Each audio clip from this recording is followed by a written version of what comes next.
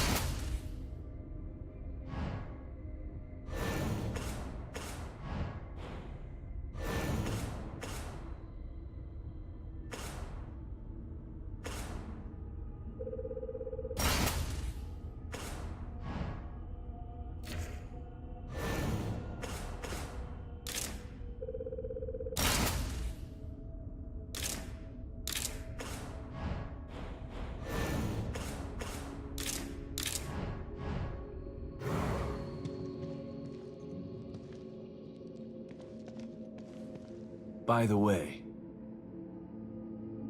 how did you know that this signal was coming from the guy I mentioned? My communicator went crazy when you tried to call earlier.